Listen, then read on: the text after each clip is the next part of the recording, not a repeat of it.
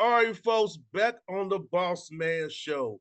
Here was special guest with a new book out, Brighter Ways Forward, Reflections on Sports, Tech, Social, Economic Mobility. My man, Dr. Marcus Bright out of Florida. Dr. Bright, how you doing, my good brother? I'm blessed. I'm grateful to be on with the boss man. Let's get it. Yes, indeed, Dr. Bright. I read reading your bio. We have something in common. Masters, Public Administration. Yes, sir. Yes, sir. MPAs all day on this line right now. We understand how to MPAs. administer in the public. Yes. Yes, indeed. I was like, oh, I was like, the same master, the same degree. Yes, sir. But you went a little farther now, did I see after miles? I tapped out, bro. I tapped out. Hey, it's all good. Now I gotta ask you, Dr. Bright, what inspired you to write this book that you wrote? That's available on Amazon right now. Came out on January 15th. So what was your inspiration to write this book, my good brother? Well, brighter ways forward, as you mentioned, reflections on sports, tech, and socioeconomic mobility. I grew up playing sports, played basketball in college, understand the role of sports and how important it is and the galvanizing impact that it has and the aspirational uh, vehicle that it represents for so many young people and grown folk. And so I wanted to channel that, focus that, take a deep dive on the role of sports and think about what we're doing, particularly in underserved or marginalized communities of color, to produce so many great athletes. Take a deep dive into that. Think about how we can transfer some of the same practices, some of the same culture into areas like tech, into other academic areas, other areas of economic growth, so that we can have a broader sense of social and economic mobility. And so I wanted to combine the sports world, wanted to combine what was going on. I'm based here in Miami in terms of tech booming and Silicon Valley coming here and the need for us to be included and prepared to be viable participants in the economy of the future. Wanted to merge those two and then offer some broader reflections on society as it pertains to our individual careers, education, economics, and then our own spirituality and faith and our personal development because communities are made up of individuals. And as we can stimulate individual growth, we'll be better as a collective. I think Dr. Bright playing sports for me showed me diversity, showed me equity and inclusion early. It showed because I can see an example. 6 years old, travel baseball team, Yep. Dominican, Mexican, Guatemalan, Japanese, white, it didn't matter what our backgrounds were. We was going to play baseball. But it taught me a lot about history too, as well, because I didn't think when my father told me that Dominican kids you see, he's like you too, son. Y'all the same hair. You speak Spanish, you speak English. The Haitian Yeah, kid, he speaks French. He says a corner of a finger and a boat assignment as to why you have different flags behind your name, but you all have one common goal: going to the next round and win a game. So do that, son. But that was for me by Dr. Bright, 6 years old. Sports teaching me about life skills and diversity, equity, inclusion, about we're more common than we're not common. absolutely. And not just race, also class, also geography, learning about people from different walks of life in different areas. I grew up in a small town called Martin, Tennessee, rural Northwest Tennessee. But from the age of 13 on to I left the state at 18. I spent almost every summer and most of the spring in Memphis playing AAU basketball, and so was able to just get a different experience, even with those guys in Memphis, and then traveling across the country playing basketball and getting to have experiences with people from other cities and getting to know about them. And then as I came to Palm Beach Community College and the University of Tampa, having teammates from across the country, and that really prepared me to live now in such a diverse environment like Miami. I mean, today, I was in Little Haiti, I was in area called Alapata, which has a lot of individuals from the Dominican Republic. Was in Little Havana. Was in Was in Liberty City, which is a traditionally African American community, all within like a 10-mile radius of each other. And so we're all we have a lot of the same. We have a lot of common challenges and opportunities here in Miami, and I think that the more that we can learn about each other and our cultural diversity, the diversity in terms of how we were raised, where we were raised, the better we'll be. And it's funny that you mentioned diversity, equity, and inclusion because we're also in the midst of the equality and inclusion campaign across college basketball right now, the second year in a row.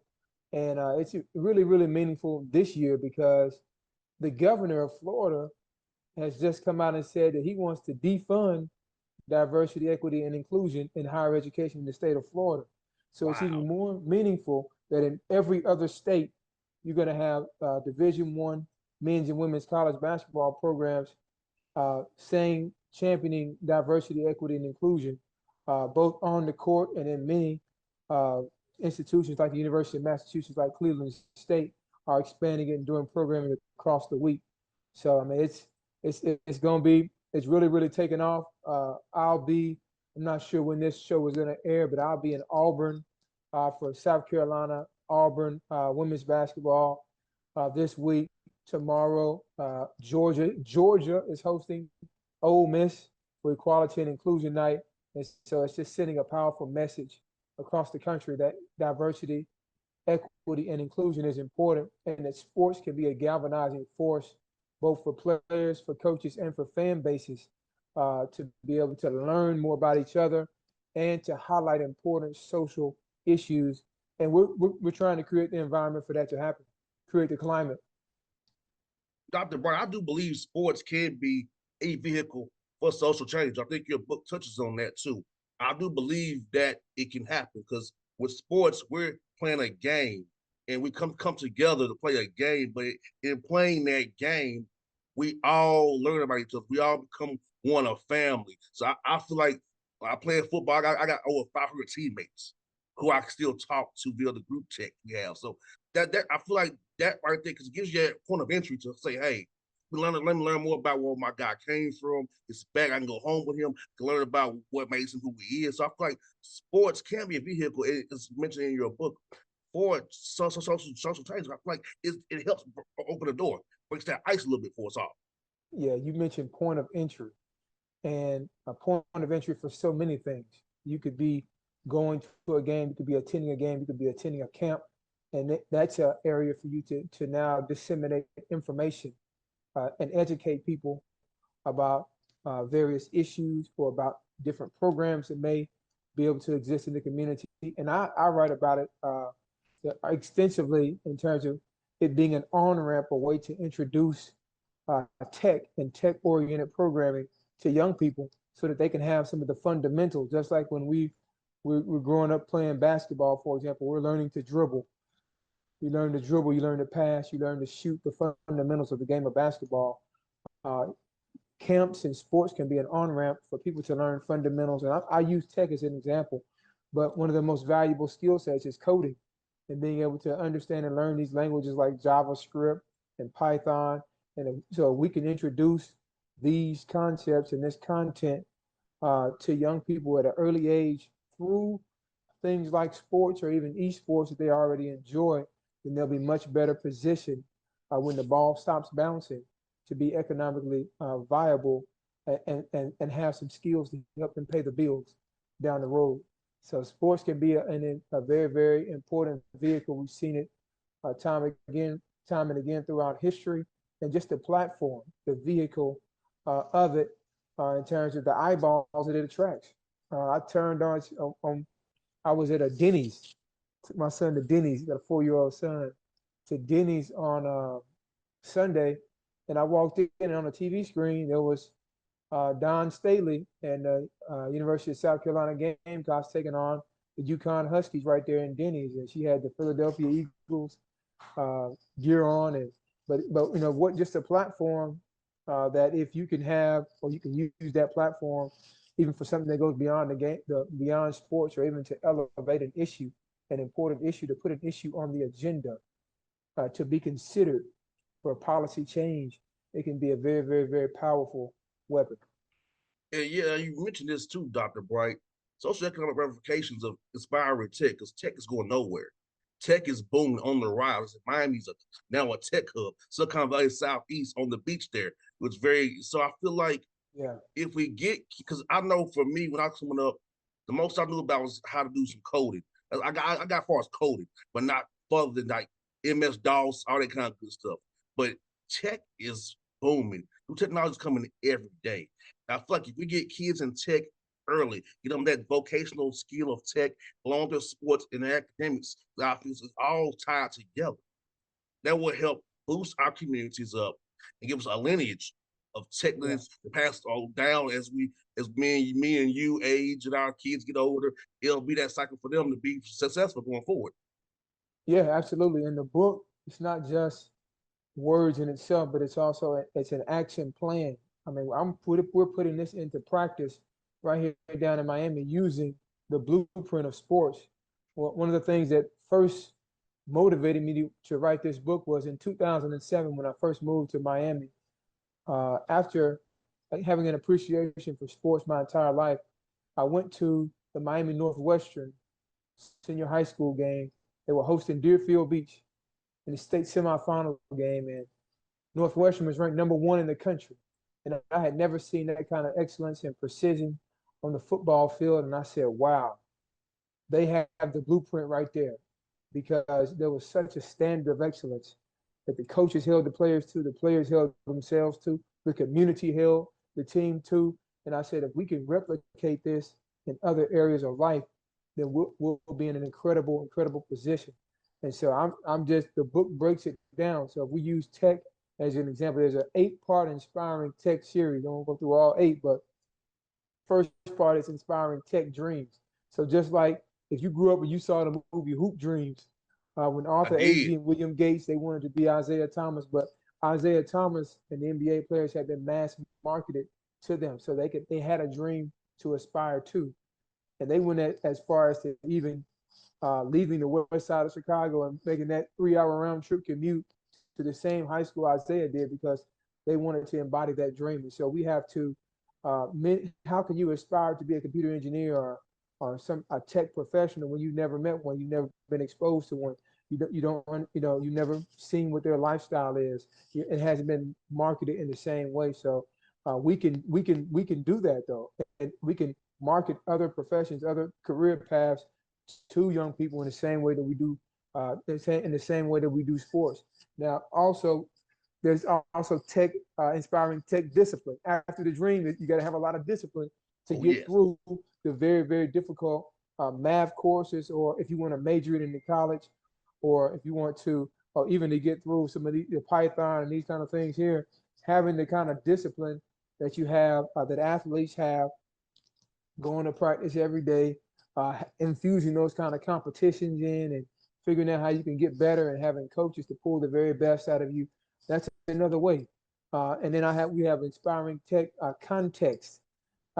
You can it's one thing if I tell you, boss man, go outside and go hit your body up against another person, and then go out there and just run a bunch of sprints and do a bunch of agilities, and put a helmet on, and you'll say, oh, I'm not doing that. But if you put the context of football around it, and then the context of what football can do for you, and scholarship opportunities, and the social status that you get, you're the big man in the school, and you're celebrated, you get cheered for, all of that context around the content, then these are things that we can infuse.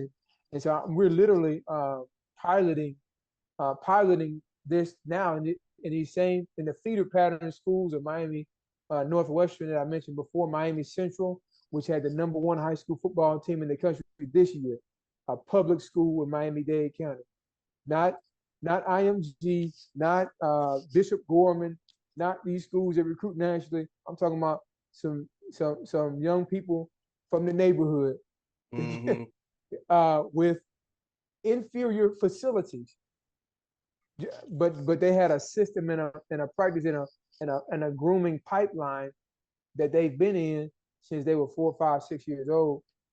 and their talent has been cultivated in that pipeline. And so we're starting right now with an elementary school and a middle school piloting a program. And we partner with a Google software engineer hero by the name Randy Raymond. Randy Raymond, my man, he has brought the content in. We've got some computer science students to help facilitate it because a lot of the reason why it's not in the schools is because who's going to teach it? The folks that Exactly. know it are in big tech, and they're not going to do the teacher salary thing. You know what I'm saying? Because it's extremely expensive to live down here, and that's a policy fix that we have to do too. We have to pay teachers. I write about that too. We have to. I was at a phone that wanted more black male teachers. I said because especially males are expected to start for us to be the breadwinner, and we ain't going where there's no bread to win. No doubt. So put some bread over there, and we'll go over there. But in the meantime, we have to find people who have the competency and the level of mastery to be able to teach it. We need folks who can teach it right there in person, at least to get them started. Teach these coding things in person, have somebody there, and then we can then transition it to a virtual environment if we need to. But these, I mean, we're trying to, I mean, we picking them right here, elementary school, middle school, seeing what the talent is. We want to put that talent just like in the seventh grade when I started playing AAU basketball, because I was at a higher level and I got those kind of opportunities. We want to build a parallel kind of system around tech here, but it doesn't have to be exclusive to tech. But we're just using tech as a beta test here, and because it's booming. I wanted to focus on tech because Miami was number one in America in tech job sector growth, number one in tech job sector migration, and number one in rent increase. Like rent on average have gone up like 50% down here. And so you've seen uh, we didn't land on Silicon Valley. Silicon Valley and its opportunities and prices have landed on us.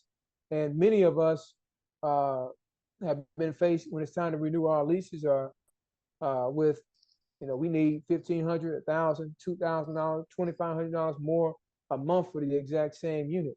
And so another inspiring tech that I write about is inspiring tech bridges because it's not just young folk, but it's adults that now need to Oh come up yeah. with more money, and so we can no longer be overrepresented in these low wage sectors. We have to figure out a way to break into higher wage sectors because a lot of times when we talk about economic development, we talk about giving grants or helping small businesses, and we got to do all that. But the economic development for the for the vast majority of folk, we're getting a higher paying job in the meantime. So we need to transition folk and build bridges for adults and build pipelines for young people and fortify and focus in and pound in edit while we can. And this is the time. There's a lot of here now across the country. I know prices are rising even there in Atlanta. Oh Uh, yes. yeah, I know there's a lot of challenge to go around, but also a tremendous amount of opportunity for us to be included, for diverse populations to be included in the economic prosperity that is also available and here for the taking. No doubt. Dr. Bright, tell us about the space race that you mentioned in your book. Yeah, I mentioned Randy Raymond, and he we've just been on a mission, and we want to make access to computer science education to be the new space race. As John F. Kennedy challenged the country, he said, "We'll get to the moon by the end of the decade, in the 1960s." We need that kind of a space race type of environment and commitment and mentality around computer science education. Because the fact is that most schools don't even have computer science classes, period, especially in the inner city. If they do have them, they don't have anyone in person that can actually teach it, if they do have it. Most don't have it. And so there's tremendous inequity in terms of having access to both the instruction and content of something that is going to be fundamental if you want to be a real player in this new economy. So it's a major issue that too many of us don't know about and don't have an understanding and a grasp of, and we have to really um, ramp up our efforts to prepare ourselves to be players in this new economy. No doubt. And like you said, economic inclusion in tech is so important. And it starts, like you said, in the schools, because as we both you mentioned, policy decisions determine who what classes are funded, what's funded. In Florida and Miami, they hire locally, and we know it's not controlled by people that leave to see it IRL, which be honest about that. I do watch because Miami had podcasts with Billy Corbin. I watch that as I hear what goes on down in Miami. So I hear a lot about it. But yeah, man, economic inclusion is so important. I'm glad you bring it up in your book because that's part of the system and structural thing we have to break here is the inclusion of all people in to get some of that pie. Not just a few people control 90% of the pie. We need to break that pie more for all of us involved in tech. We break that barrier now can be Right. helpful 20, 30 years from now. Yeah, absolutely. It undergirds a lot of our issues. I believe that a lot of our stress mentally, a lot of our health problems, a lot of our uh, broken relationships are grounded in economic deprivation and us always being in survival mode, and just being stressed out all the time about money and having to and people then self-medicating themselves with overeating or alcohol or drugs or abuse or you name it. And so we have to find ways to accelerate our economic inclusion in the prosperity that is here. And like I said, it doesn't have to be. I write a lot about tech. It doesn't have to be exclusive to tech, but tech is here for the taking. And a lot of the future of our economy is going to be tech based. And if you want to scale a business now, you can do it through technology, and it can be an equalizer for you if we can get in, be early, and master certain concepts to help us scale up what we're doing.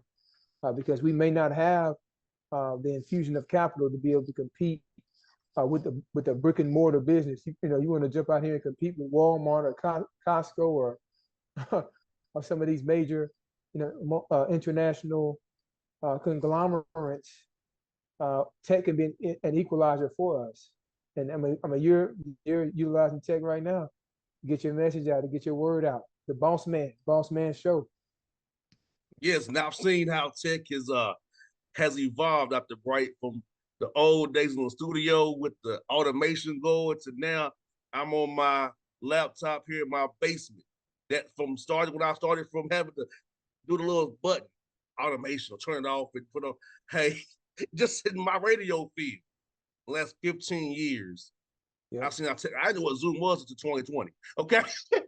So that's how I can see it just in my radio field, media field, how tech has changed. Like you said, we're on tech now doing this interview from your home to my home. That's exhibit 1A, tech right now. yeah, Now, absolutely.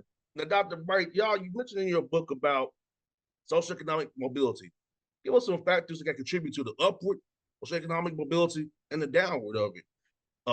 So give us some factors about this so we can kind of get that out of your book. Have people Amazon buy this book of yours, this 58-page masterpiece that you have on Amazon.com.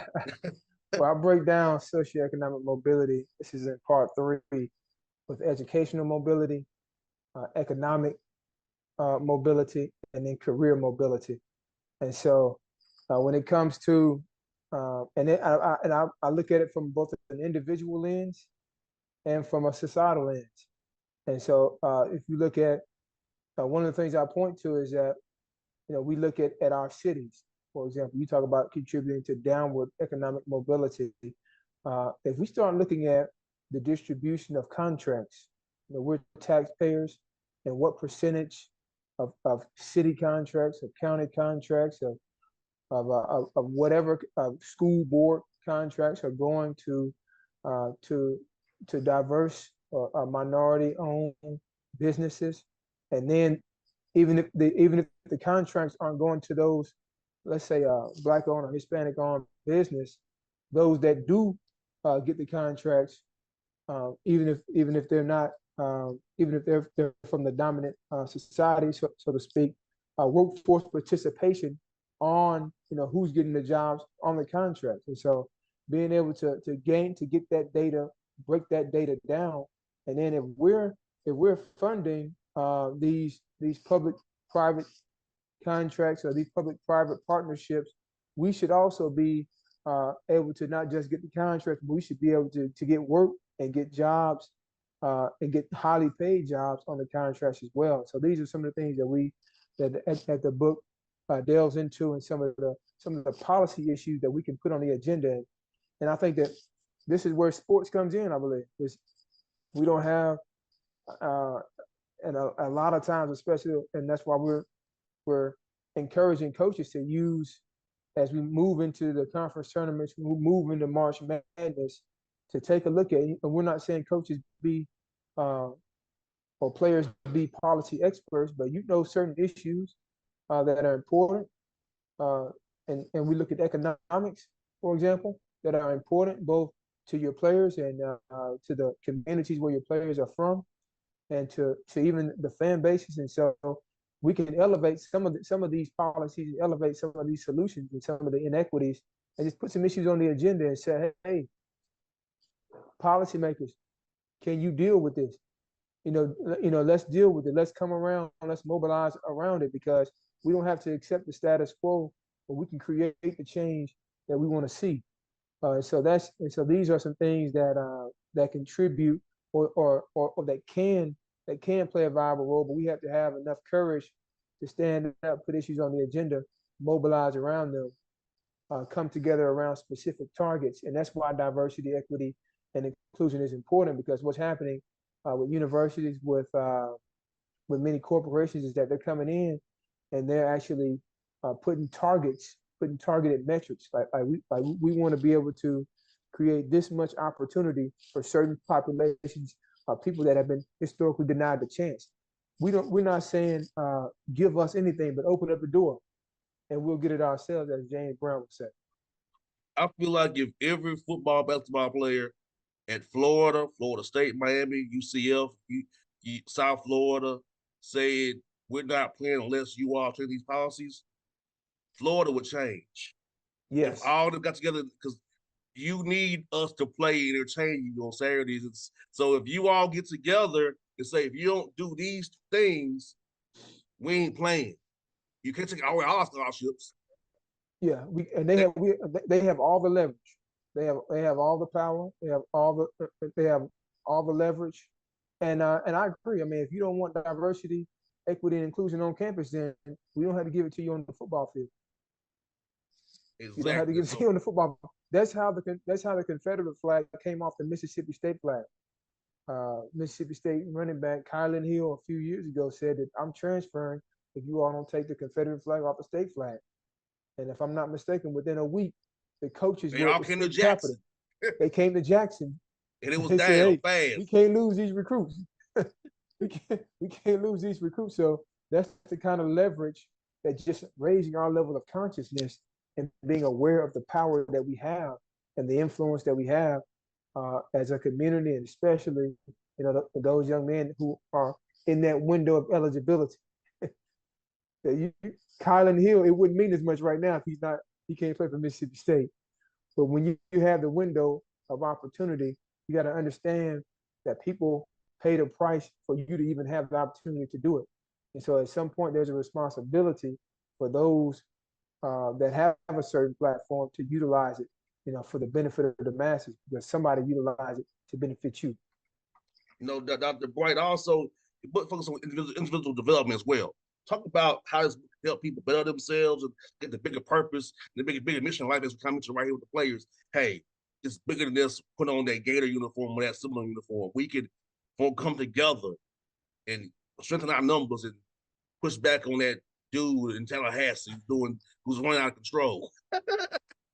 Well, and it moves on, and a lot of it is from some of my personal experience and just lessons that I've learned in terms of teaching at 5 different universities and being an administrator um, at both higher ed, K-12, and nonprofit government. So there's just some career tips and some tips that student athletes in particular, or college students in general, can do to prepare themselves for the workforce, and to be able to prepare for the transition after the game and after the sport. And if that's different ways to get internships or different ways to study habits, being able to cultivate those in high school and in college, and then the spiritual part. I talk that there's a piece, there's a lot in there about how to activate and use faith, and not just from a religious doctrine type of standpoint, but just uh, being backed up against the wall as life will have you, and having faith that I believe in God, the universe will make a way for you. I believe that God, I believe that God will make a way for you. And so just utilizing faith to the active activation of faith and utilizing it to uh, overcome adversity, and being able to tap into it, not waiting until we're up against the wall, that we're not waiting until we're at a Red Sea moment, as a biblical reference, with Pharaoh chasing us from behind and the Red Sea in front of us, No and doubt. now we have to tap into faith. But no, we can tap into it. We can tap into it consciously and use it to push past some of our obstacles. And so these are the things that we address in part four, different ways and strategies to overcome and deal with the pressures of life, and utilizing pressure to produce diamonds, embracing the pressure, embracing challenges, letting that, uh, you know, utilizing different things like meditation, and different ways to center ourselves in whatever can give us encouragement and the fortitude to keep going and keep pushing in our broader purpose, and then the different missions that are attached to the bigger purpose. And so all of that is in part four. It's a multi-dimensional book: sports, tech, socioeconomic mobility, brighter ways forward. Get it on Amazon.com. Also, check out what's going on at Rising Coaches and the Rising Coaches DEI Alliance. The second year, a historic year campaign going on right now across college basketball. This is a way now to, if there are issues that are important to you in the listening audience, to be able to connect them to your local sports team. If you're in Atlanta, like I said, University of Georgia is doing it, Georgia Tech's doing it, Georgia State's doing it, Kennesaw State. And so if there are some issues there in Atlanta, for example, There that we are a want lot. to elevate, well, hey, this is the time now. We can mobilize around, some certain issues and be on one accord, so to speak, and connect with these athletic departments, which are a on ramp to the broader institution in itself. So when I see Georgia State basketball, I'm thinking about the tremendous president that they have there, a friend of mine, Dr. Brian Blake.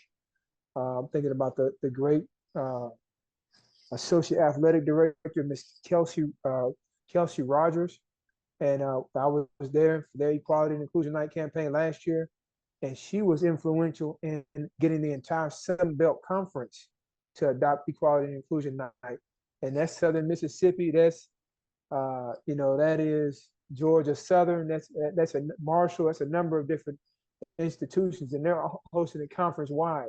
And so that's just how a movement can expand. Hoping that the movement will penetrate even now in Florida, where it means so much. But we're going to at least get the other 49 states, and hopefully we'll get Florida as well, one way or another. I hear that, folks. This Dr. Marcus Brown, the Bossman Show. Get his book today, Brighter Ways Forward, focus on sports, tech, socioeconomic mobility. Dr. Bright, good to talk to you again, my brother. We got to do this again real soon, man. Best look on this book, man. I'll get me a copy here real soon, man.